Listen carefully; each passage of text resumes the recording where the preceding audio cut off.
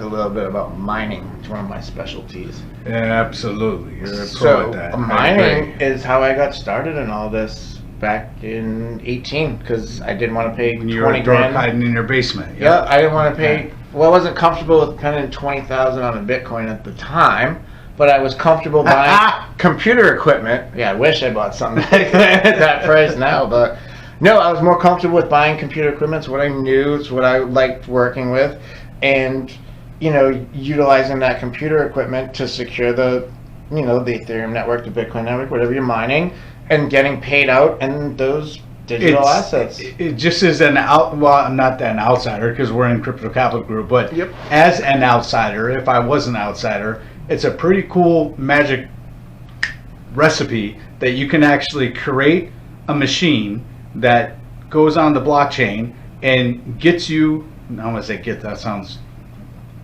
urban, whatever, but it basically makes you capital that you can use and turn around and put in other projects, and then you can stake, as we talked about, and make interest on. And it's electronically doing it. It's like your own personal printing press, kind of like the Federal Reserve, but in a CJ version. Like that. So you're using your computing power to help secure the network, and that's how they decentralize it. Is you could take a giant mining facility or a corporation and buy it, or you can take regular people and put one or two computers on it, help secure the network, and there's literally backup copies of all the transactions on all those computers. So the only way to disrupt, let's just say, the Bitcoin network would be to shut all the power off to the planet and shut the internet off, which I think we would have much bigger problems. Yeah, I agree. And guess what? The whole world's not going to do it at the same time. We know a specific country that starts with C, and they are cracking down, and everybody is like, okay, screw you, we're going to go in another country and do the same thing. It's distributed throughout the world now. I mean, when it originally started, a lot of the computing power was in China because they manufactured it. But anyways, whatever country, the country's not going to sue you, JT. Relax, Country with a bro. C. Okay, there's a lot of words that start with C. I can think I don't of need right any people with C coming after me. now. Me neither. Anyway, so the mining. Anywho, go ahead. All right, so Bitcoin mining originally started. The idea of whomever the creator was to run on regular computers with the main processor in the background of the computer, and everybody can make a little bit of Bitcoin when that was the one that started by allowing their computers to be used by the network to help process these transactions. And as it evolved, they found better, faster ways to do it, which are the ASIC graphic cards. They're graphics running how much GPU?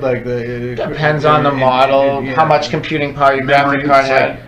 Like 2, 3, 4 GP RAM on each card. The gigabyte. The cards I use now are 8 to 12 gigabyte, but it has to record the whole block history, which the Ethereum one's over 4 now, 4 gigabytes. And you literally, whatever, same diff, but you can build a machine that places like 10 graphic cards in each one. Yeah, so that's like 10 times 5 over the 50 something gigs of RAM in one machine. And you multiply that times 10, 20, 30, 40, and all of a sudden you got a printing press. So to break it down, you go with Ethereum mining, it's per graphics card. So depending on the model you get, you can go anywhere from 20 mega hash. The 1080s are about 100. Some newer ones are maybe a little bit bigger, but the more computing power you put on, the more revenue you get. But you're also, as from the business aspect, you gotta pay the money to buy the equipment. You got to pay your electric bill. You got to have a server price, a place to store your stuff, cold store. You got a place that clean, no dust, no all that. You got to keep it. So, but funny on cable TV. I'm not going to name the name of the show, but it's a quantifiable amount of money, maybe billions. And in last year's episode, guess what they had? What? Bitcoin miners? Mining. We'll just leave it at that. Leave out the Bitcoin. But yeah, I know what it was. So, this is how profitable this is, and the early birds are getting in on it. So, I don't want to go too in detail, but there's 780 something billion people in the world, and roughly 7 billion. I'm sorry, 7.8 billion people in the world, and there's 60 million people involved in digital assets. So that just shows you the percentage. Do the math. I don't have to. Oh, we're less than 1% right now. Yeah, way less than 1%. Yeah, what 1% would be 780 million people. Something like that. So, and we're at 6, so it's like 0.1% or less than that. So that's who's involved in digital assets right now. But all the governments, and as we talked about, are getting involved in it. So if you can get in it and learn about it, and you don't have to go in all overnight, but learn a little bit. Do some research. Research is huge. Whatever search engine you choose, there's more than one that starts with G. There's a lot of ones out there. Do a lot of research, learn about it. Talk to guys like people like us, Crypto Capital Group, and then you can learn about mining and how to get involved in it. So when I started mining, there's a lot of information on the internet. YouTube videos on how to set it up, what software to use to do it. But let me get to the basics of it. 2 types of mining right now. Yeah. Proof of work. Right. Proof of stake. Yeah. We talked about staking earlier episode. This is dork talk. Go ahead. So proof of work is going to be basically they put out a math problem and all these computers try to solve it at the same time. Right. Whoever solves, and it's just random. There's no way to do it faster or slower. It's just random guessing. But these millions of computers all trying to do it at the same time. Whoever comes up with the correct answer gets the reward for that block, paid out in whatever the currency. So with Bitcoin, I'm not sure exactly what the reward is right now, but it's a pretty good chunk of change. Anyway, that's with proof of work. Everybody guesses this math problem. Yep. Whoever guesses it correct the first time gets to look at the transactions and say yes. Whichever computers or right. Mining machines gets right. it. Whichever machine gets it, and they look at the block, all the transactions that are in that block, okay, and they say yes or no, these are good. If that first computer says yes, now it goes out to all the other ones to confirm. Right. And you get the confirmations little by little, and that decentralizes the whole process. It decentralizes and authenticates it because it's blockchain. It's everybody's looking at the same stuff all around the world. It's not dependent on what this country says or this country says or this country says. It's decentralized. Again, that means it's global. Anybody that has access to smarts can verify it and make sure that what they're saying is true, which unfortunately a lot of governments don't do that right now. So that's DeFi, that's decentralized. Fancy word of saying decentralized, basically take it out of one set of hands. Yeah, exactly. Like, let's give everybody in the world, everybody with smarts, everybody has access to a computer and can look on it, and we're all going to double check each other and make sure everybody's telling the truth. Keeps everybody. It gets everybody, all the liars out. Okay. Exactly. And then the other system right now with crypto that's used for mining is called proof of stake, which we touched on earlier. But just to keep it simple in the Cliff Notes, you put up X amount of shares of stock, and they allow you to be a miner with the proof of stake process, and you're actually called a validator on that for nerd speak.